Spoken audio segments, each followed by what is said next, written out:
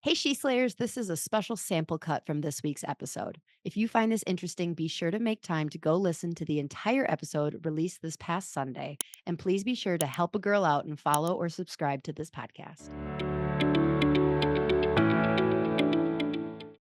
So, talk to me about this, new thing you're doing. Talk to me about, where you were that this, idea came to you. Did you see someone else doing it? Did you read a book? How did you come up with this, new way to get in front of people? It's probably a perfect lead in on that. And is that the idea? It was in this moment of like, what am I passionate about? Am I doing the things? Marketing's not that different. It's just ways to get in front of people. And through this, thing, I was looking back through old like planners and just like trying to like, what have we done? Because again, there was years, gosh, I don't even want to say this out loud because we should have a 6 million a week practice, but I think it was like 2018 or 2019. We had like 1,100 new patients in the year. Like, I would never in a million years want that again because what we just it took to get through all those people and they all weren't whatever. But the bottom line is that we've had years where that was massively successful. So I'm trying to like look back, what was it? And I kind of came across this like thing and I was like, oh my gosh, I forgot we did that. Like we somehow then, I don't even remember then how we got this idea. I think I was talking to like a daycare provider that was in the office and she was mentioning she had to go to a CE course that night and it sounded super boring and whatever. And I was like, oh, really? And she's like, oh, yeah, it's on like, children's health and, the presenter's so boring. And, we get a couple credits for it though, so we all go. And I was like, I wonder if we can provide CE credits for daycares. So looked it up. Apparently there was a daycare board or whatever. Called them, went through the process, and they're like, tried to get our raising healthy children naturally class to see if we could, get it approved. And it was. And I was like, oh, this is amazing. So we just started calling daycare centers and they welcomed us in and loved it. And, at the time, we were both involved in some of this coaching stuff. So everybody wanted to hear about it. Like, this is the most amazing thing ever.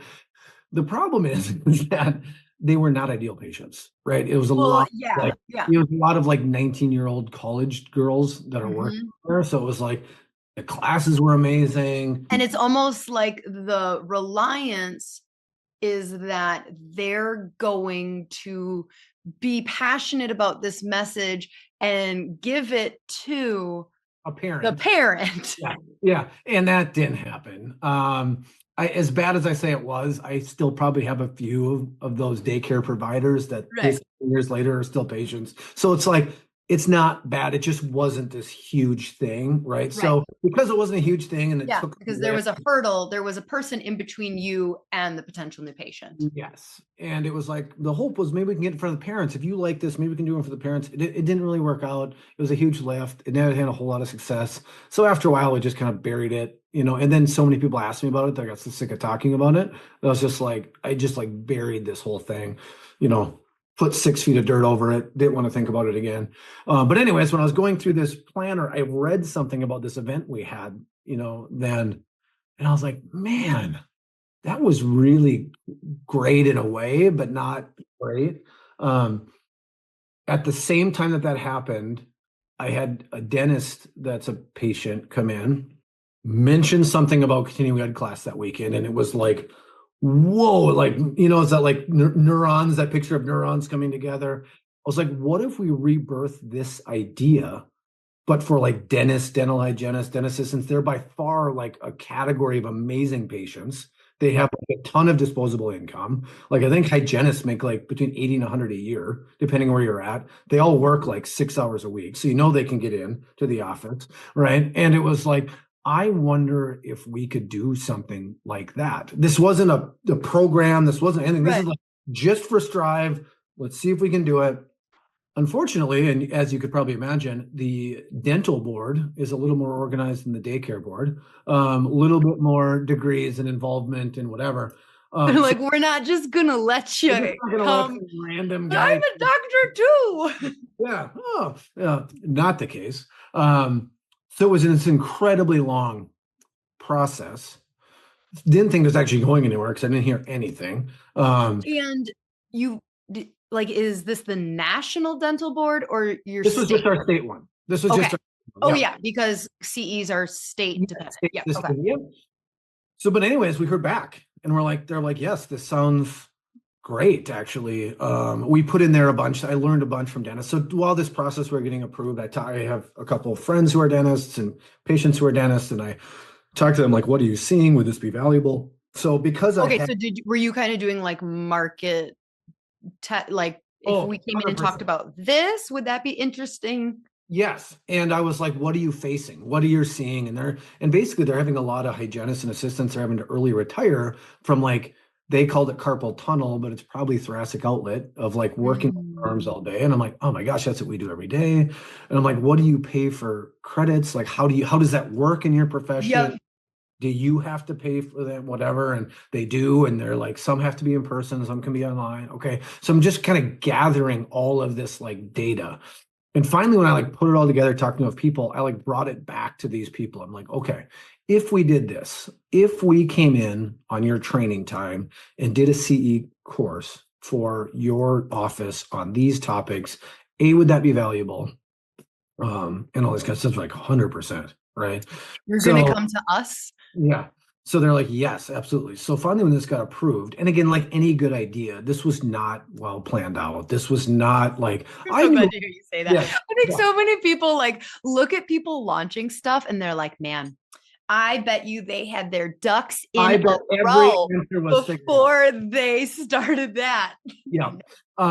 So let me tell a perfect example of that. Like, so these people were paying for a bunch of CEs or paying for whatever. So when I did this, I had this idea like, well, we could charge to do this. Like, this is a massive value to someone. We've done some research.